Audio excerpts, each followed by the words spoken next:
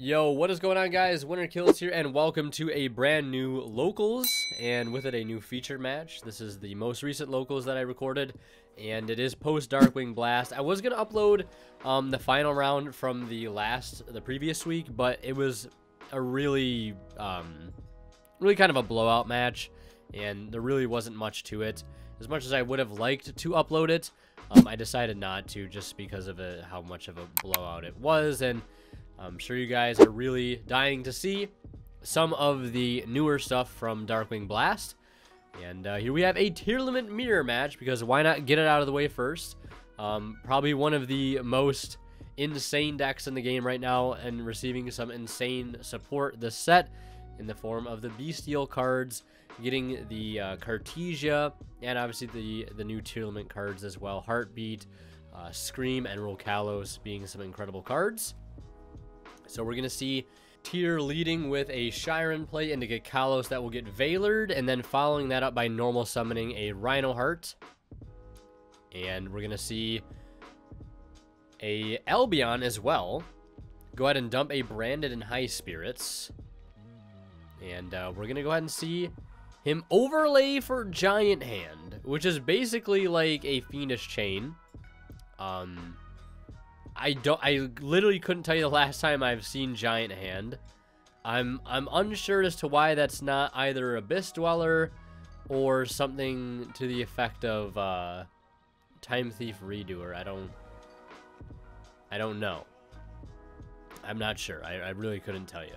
Because if it was Abyss Dweller, I mean, I don't know. Anyways, we're going to see him Giant Hand the Rhino Heart, and in response, we're going to see him activate Tier Limit's Heartbeat, which can target a spell or trap on the field and shuffle into the deck, but if you control Visa Starfrost, you get to target 2, and then you get to send a card from hand to the graveyard. So he's going to target the set, and then we're going to also see him chain Droplet once the Heartbeat gets the OK. The Droplet sending off the Rhino Heart is going to allow it to dodge the Giant Hand, and that set card will go back into the deck, and I don't think he actually sent off of Heartbeat, which is unfortunate. Because I think that's the only thing we're missing here is him sending a card, and he does have a Merly in hand that he could have sent off of that Heartbeat, which would have been pretty damn good, honestly. And I think he might have missed that. I mean, it's the first day with the new cards, at least when we recorded this, so it happens. Bell's going to shut down the Havness that was sent by the Rhino Heart, but if he would have had the extra name to keep going, that could have been the difference maker, honestly. But we are going to see a Kaleido Heart, or a Rhino Heart, rather, be brought up by Kit Kalos, since it managed to survive the turn. He'll mill 5 and then get the send off of the Rhino, hitting quite a few things there, triggering both a Havness and a Chiron. And we're going to see him fusion summon quite a bit here. Fusion with the Chiron and the Kit Kalos and the Havness and the Merly. It is rather unfortunate to see that Heartbeat not get fully resolved here, but again, you know, it happens, right? So we're going to see him go for a Garura and go for a big whopping Kaleido Heart. And Garura also just does double battle damage. So it is at 15, but it can be 3k, especially on an open attack. And we're going to see a Solic get to go ahead and search out a Havness. And this is going to be just game on board, exact 8,000. And I mean, I hate to see games decided by that, but sometimes missing those small little things, it can just be, you know, what decides the game. Shout out to Imperium Duelist. They just came out with a brand new binder, guys. Check it out on their site. It looks insane. I bought one myself. It looks insane. Grab it. Don't forget to use my discount code WinterKills10 off. If it's still available, you can save 10% off your entire order. So we're going to see my buddy Dan here. Set 2. He opened really poorly. Pass it to his opponent. He's going to normal Cartesia. Attempt to be a Polymerization. It's going to get hit with a Veiler. So he'll set one. Swinging for 15. Pass turn. And then we're going to see my friend Dan. Normal summon Havness. One of the best plays in Tier Limit. Pre-Ishizu cards. Right, normal summon Havness. Activate Solic, the 2-card combo, coming to fruition. And we're going to see him use the Solic to send off that Havness. It'll give him a way to play here. So going for a Kitkalos, that's going to get hit with Effect Veiler. Another reason why the sort of spot negation kind of overperforms this format. Stopping things like Kitkalos, Cartesias, Rhino Hearts, and Merleys, etc., etc. Those on-field effects seem to be, on-field effect negations seem to be pretty powerful. We're going to see him follow up now with a Chiron, dumping off a Havnus, milling 3, hitting a Solic, a Branded in High Spirits, and one other card there. And in response, we're going to see there can be only one. That, I mean, I would say it's kind of a blowout card here, but it's ultimately not, because this is the mirror match, right? So if one deck is siding it, it might really not end up hurting the other deck. I guess if you're the one playing it and you have it up, maybe if you know about it in advance, it's a little bit easier to kind of adjust your plays. But if it kind of gets randomly sprung upon you, it might be a little bit more difficult. But of course, there are other fusions that are available to go into, like the Garura, Dragostapelia. Just, it's really unfortunate that right now, getting caught with that right while he has an Aqua Monster on field, cutting him off from Kitkalos or a Rule Kalos. I guess by cutting off from Kitkalos, you know, also cut him off from Rule Kalos, because you need Kitkalos to make Rule Kalos. So, yeah, I guess once you already have a Kitkalos established, it's not so bad. And we'll see that he is forced to make a Garura here. And then allow him to normal summon a Rhino Heart. So now he is kind of free to play getting that Chiron off board, because now we can at least get into a Kitkalos. But there's that Effect Veiler, coming in very clutch. So that's 2 Effect Veilers, a TC Boo, and a Solic. So we can already see how that first turn hand is kind of looking for our tier player on the left. We're going to see him go Battle Phase, Crash Garura into the Kitkalos. He'll take 800. Because I believe it only does double battle damage to the opponent. We'll see him draw a card off of it. Set 1. End phase Cartesia will return itself to the hand, much like Ecclesia does. And Branded in High Spirits, because this card is insane.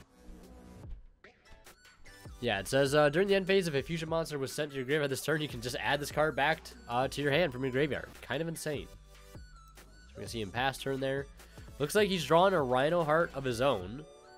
We're going to see him start by activating Kitkalos effect. That's going to force an Imperm. And we're going to see him normal summon the Rhino Heart. And it's going to force another Imperm. In the same column as the TC Boo here. Now, I think... Okay, I'm seeing it now. This is unfortunate. If the Imperm was on the Rhino Heart there, Solic is dodging the Imperm. An Imperm can only negate the spell and trap in the column so long as it successfully negates the monster. So TC Boo is actually not turned off right now. It should not be turned off. I believe I'm correct on that. But obviously no one is catching that here. And it is accepted game state. As much as it hurts me to say that.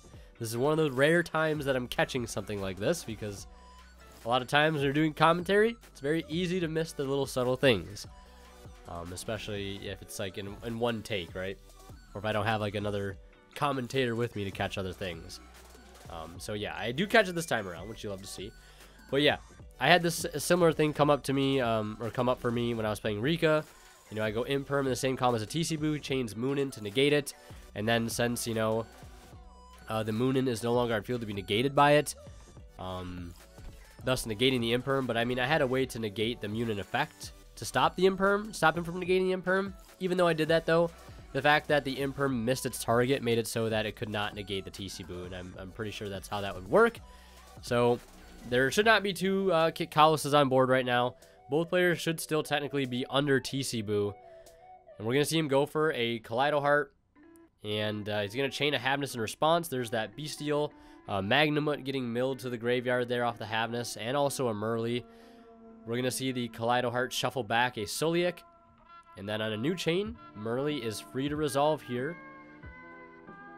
And need something to contest the Kaleido Heart. And I believe he doesn't have access to a Rhino Heart anymore. So I think the only thing that could possibly do it is roll Kalos at 3,000. Everything else in the extra deck right now I think is too small to deal with this this Kaleido Heart here. And roll Kalos. Again, 3,000. This is also, yep, an Aqua. So once the, in their minds, the TC Boo turns back on, even though, it should still be on. He will have to send them off.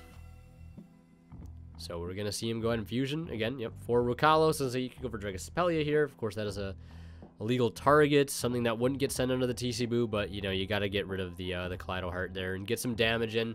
So we'll crash the Rokalos and then swing in with the Kit Kalos and the Havnus. End phase, he'll get to add back Cartesia and Brandon High Spirits. And also, the TC Boo is, in quotes, going to turn back on.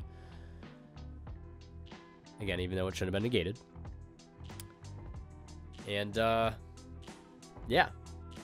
Now, having 2 free cards added back to hand, which is an insane advantage, by the way. We'll see if he can get in enough plays under the TC Boo here. On a fresh, clean slate. He's going to summon a Magnamut by banishing his opponent's Havnus. 2,500 body feels pretty good here, even if it's just kind of a vanilla on field. Attack over the Kalos, and then normal summon Cartesia, main phase 2. I'm not sure why, like, why not normal summon Cartesia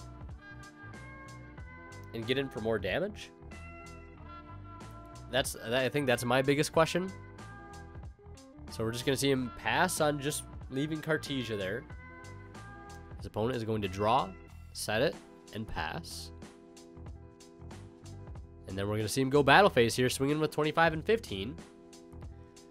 Now, had he swung with that extra 1,500 the previous turn, his opponent would be down to only 800. So it wouldn't have been game, but it definitely, like, maybe could have made a difference here. Putting him on a bit of a shorter clock. And then we're going to see him draw Shiren. Normal summon Shiren, battle phase attack over the Cartesia. And then we're going to see him activate Soliac. Soliac going to go ahead and send off the Shiren here in battle phase, I'm assuming. So we don't have to worry about effect failure. At least I think that would be the safest way to do it. So you will get access to the Kit Kalos. And we're going to see him activate Kit effect here now. To either take or send a Tearlament. We'll see what he's going to go for here. Looks like he's going to go ahead and just send a copy of Merly. Seems to be the easiest and safest thing to do here. Now, the real tell if he did this in the battle phase, if he goes for like a Rokalos or a Dragostapelia, if he still attacks over here. Yep, going for the Dragostapelia. Yep, still in battle phase. Good man, attacking over the Magnamut for 200 damage. And that is also going to open up his opponent's field, allowing Kit Kalos to swing in directly for a game, taking us to a game 3. Quick reminder here as they get started, don't forget to check out my TCG Player affiliate link found in the description of all my videos. Anytime you guys shop and check out using that link, a small bit of the revenue from your purchase will go right back into the channel. Helps out a ton. Same thing with my Coldest Water affiliate link as well. That's found in the description of all my videos also. So we're going to see him activate Tearlament Scream. And then also get into a Kit Kalos here. Kit Kalos will get hit with Effect Veiler. Effect Veiler just being the MVP of this match, no lie. See him set another card and pass. Now, Tearlament Scream is basically just like Card Trooper during either player's turn. We're going to see him activate Brandon High Spirits, revealing, I think that was either a Shiren or a Havnus in hand, and then sending off Rokalos from the extra deck. And then we're going to see the Shiren get hit with a Ghost Bell. And then he's got the clutch instant fusion to back it up.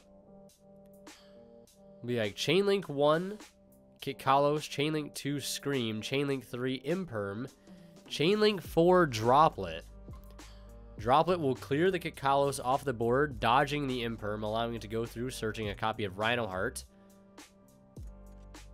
Scream will resolve, milling 3 for the opponent. It does find him a name, so we'll be able to get access to Shiren here. And he's going to go for the Rokalos, which is basically just a kind of like a Solemn Warning on legs. Can stop anything that would, effect that would special summon a monster. It's going to get rocked with an Imperm, though, since the board has been opened up. Pretty big power play there. Brandon High Spirits plus a tier does lead to a pretty strong board, but going through a little bit of resistance here.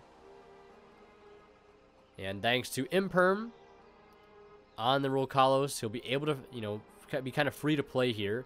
Dumping Shyren. And going for all 3 names into a Kaleido Heart. That's going to go ahead and get rid of the Rokalos. Putting that back to the extra deck. Don't want that card to hit the grave. We'll see him swing in for 25 because Tearlament Scream also modifies attack. The turn that the effect is used, all monsters your opponent controls until the end of the turn. For the rest of the turn, all monsters your opponent controls lose 500 attack. So that will apply to monsters summoned over the course of the entire turn. His opponent's going to draw, pass. I think it was a second copy of Tearlament Scream. And now we're going to see our other tier player just be able to clean things up here by resolving Rhino Heart. And that is just going to be the match. Tearlament's on the left, taking it 2-1 in a pretty interesting mirror match. Hope you guys enjoyed. Last but not least, a huge shout out goes to our Divine Level channel members who are Pony Start, Cadillacs84, Justino, and HEH Cyber. Thank you guys so much as always for showing me kind and very generous support of this channel.